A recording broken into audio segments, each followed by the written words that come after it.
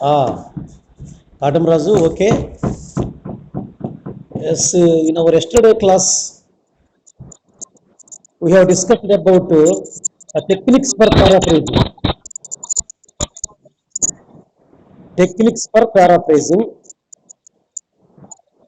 See, in the previous class, the difference between the paraphrase and paragraph and précis also. We discuss about the difference between précis and paraphrase.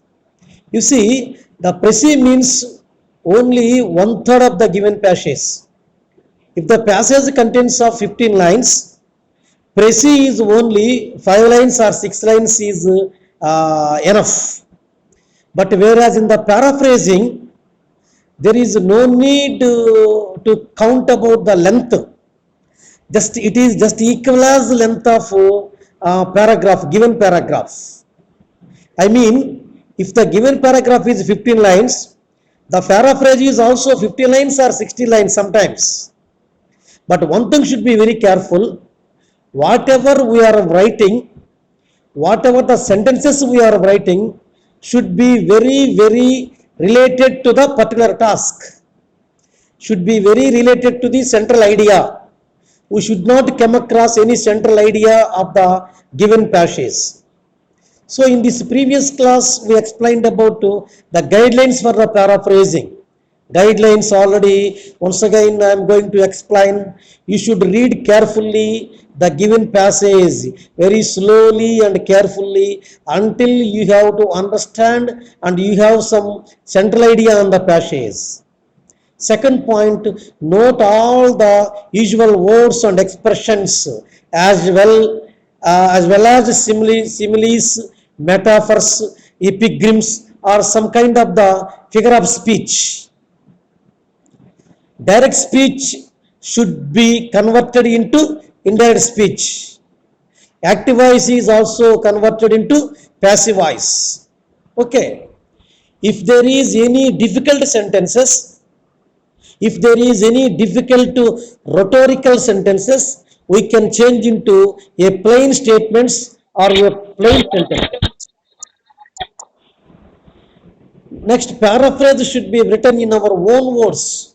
Lastly, I want to say, whatever the paraphrase we are writing should be our own words. Yes, even though we are using our own words or own sentences should be come across or maintaining the overall idea of the given passage. The central idea, we can touch the central idea. We are always in the limits of the central idea of the given passage. Then we have to write the paraphrasing. Okay, that is the guidelines how to write the paraphrasing. Then the second step is techniques or strategies to write the paraphrasing. Before we are going to write the techniques of the paraphrasing, already in the previous class I explained this is divided into 3 stages. The first stage is while taking notes. The second stage is writing the notes. Third stage is after writing. So the first stage, while taking a notes. While taking a notes, first of all, in the previous paraphrasing stage, do not copy the same thing. I mean, what is there in the given passage, we do not take any copy same as it is. We have to use our own words. We have to use our own sentences. Okay, remake the given statement or the given sentences into our own words without changing up its original meaning. So finally here, what is paraphrasing means? Examiner will give you a paragraph. We try to change the paragraph into a paraphrasing. While we are going to change the paraphrasing, one thing should be very careful, that you have to write the paraphrasing by your own words, but without changing of its original meaning. Without changing of its original meaning, prepare a paraphrasing given the same length, not less than the given length. Sometimes it may be just longer than the main paragraph also. Okay, and make a note only the main points, and not to use full sentences. Sometimes you have to use the sentences also what is there in the given paragraph, but you have to quote something to your own language. You have to quote something to your own, own ideology, own knowledge. Okay, and we can start to translate the original text into our own words. Yes, here we can start the if it is the original text, we read one or two times, then we have some idea on the paragraph, then we try to translate that one, into our own paragraph, into our own words, into our own knowledge. Okay, and make sure that note down the sources of the page. Sometimes page note downs is like that. This is the thing, while we are writing, before we are going to note the paraphrasing. The second stage, while writing the paraphrase, depend on our own notes rather than the original. Original notes already we read one or two times. Okay, we have some idea while reading the notes. Okay, then we have to change the original text into our own words, into our own context, into our own language, own simple words and simple statements. Okay, then convert the theme, our own notes, into a complete grammatical sentences. If there is whatever you are preparing, the paraphrasing should be maintain grammatical sentences. Grammatical sentences are very very important at there. Okay, then may have to use some kind of synonyms, different kinds of parts of speech, direct speech into indirect speech. Okay, and voice. I mean, in the original paragraph, he has to give in direct speech. We try to change into indirect speech. In the original paragraph, the examiner has given, in the active voice, we try to change into a passive voice.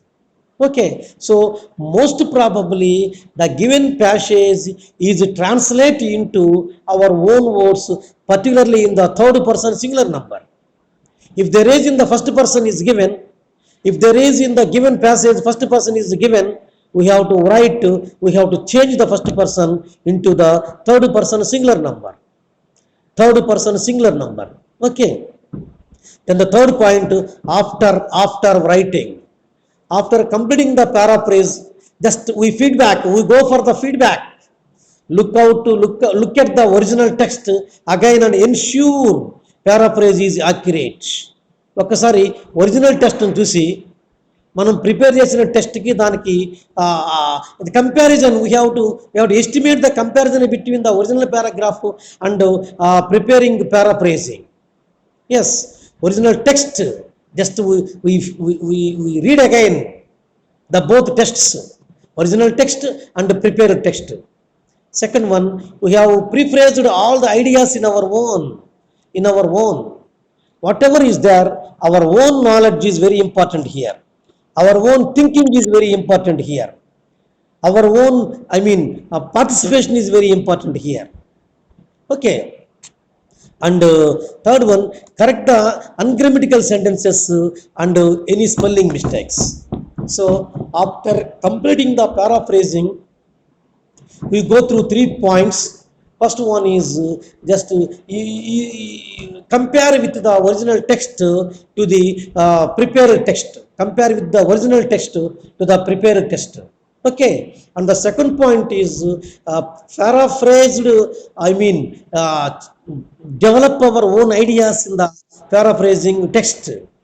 The third one is there is any grammatical mistakes, is there is any spelling mistakes, we can change them, okay, correctly, and that is called feedback session.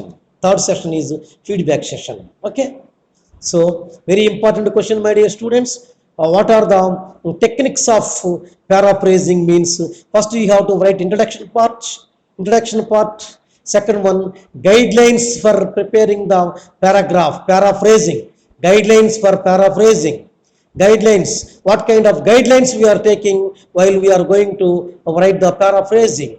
A third step, um, what it is called, I mean, techniques are strategies of paraphrasing. Techniques divided into three types. One is before writing the paraphrase, second while writing the paraphrase, third one after writing the paraphrase. After writing feedback, this is the structure of a question. What are the techniques of paraphrasing? Okay, ఇంకొక question explain చేస్తాను. Another question, what are the features of paraphrasing? Features of paraphrasing. Features of paraphrasing, you see my friends, you have to write any one question. In the examination there are given 4 questions. Okay, one question is regarding the paraphrasing. First చెప్పిన techniques of paraphrasing, ఇప్పుడు features of paraphrasing రెండు కలిపి ఒక question రాసుకోవచ్చు. ఇంకో question already summarising means tomorrow, the next class, tomorrow I am going to explain the summarizing. Tomorrow class summarizing we are going to explain.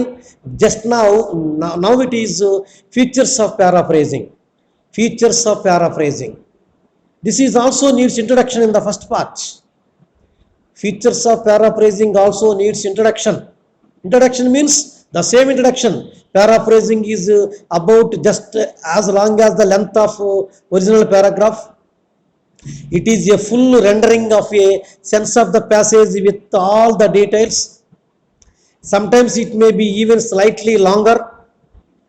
New ideas should not be added which are not already there is in the original paragraph. That means paraphrasing means definitely it is just like as a paragraph, but not exactly the words or the sentences repeated in the paraphrasing. You read the sentences in the paragraph and change them into your own language. Change them into your own language, I means own words. Simple sentences. Translate the difficult sentences into simple sentences. Okay, then you have to write the paraphrasing. Okay, so what are the features of paraphrasing means? The paraphrase of a passage contains the same theme.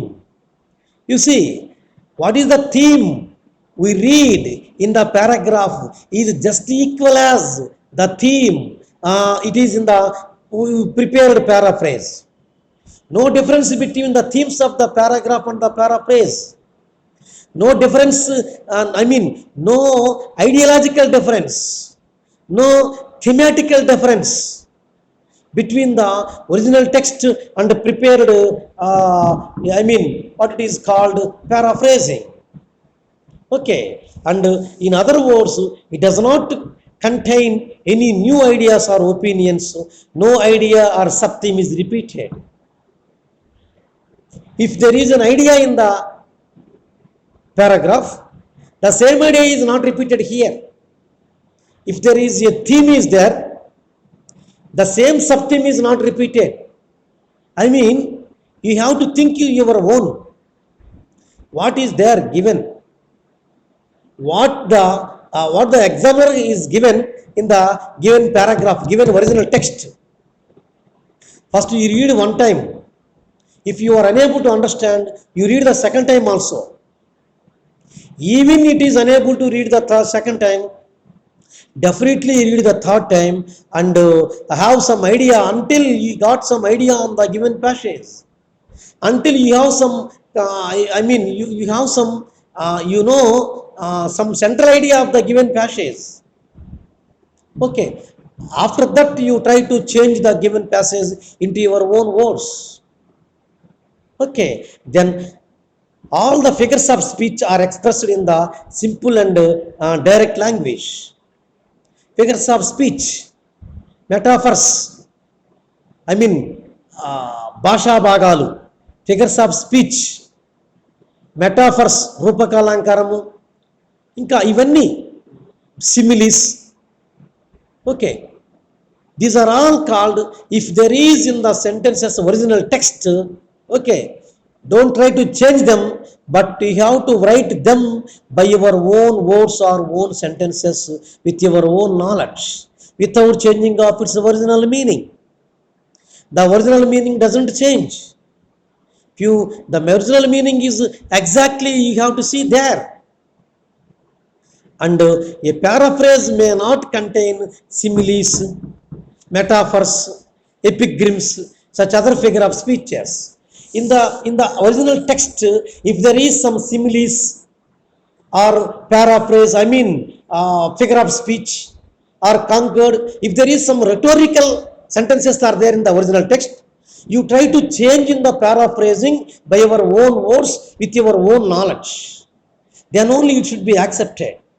Otherwise, there is no difference between the paragraph and paraphrase. The context is the same, but idea is the different. Ideological, I mean, the meaning is the same, but sentences are different. Okay, and a paraphrase may not contain, I mean, the sentences are not long as the complex as the paraphrase, aims to make the paraphrase comprehensive to the reader. Yes, the first reading, you read the given text in the first time, you have some idea on the given text. Okay, then you try to write by your own knowledge. You try to write with your own knowledge. You take a pen and a paper, translate the sentences in the simple language. Translate the sentences into the simple language. Okay, generally English language has two types. One is critical language, another one is simple language. In Telugu also, గ్రాంధిక భాష వేరు, వ్యవహారిక భాష వేరు. Okay, in English also traditional language, general language, simple language. Okay, so if you are writing on the paper, that should be in the original text is that is a traditional, but we change them into as our own. We change them as our own sentences, simple sentences, that is called paraphrasing. There is no sentences in direct speech. If you go through the paraphrasing once again in the feedback session, in the last session, after completing the after completing the paraphrasing, you go through there, no direct speech is there, no active voice is there. ఇలాంటివి ఏమి ఉండటానికి లేదండి.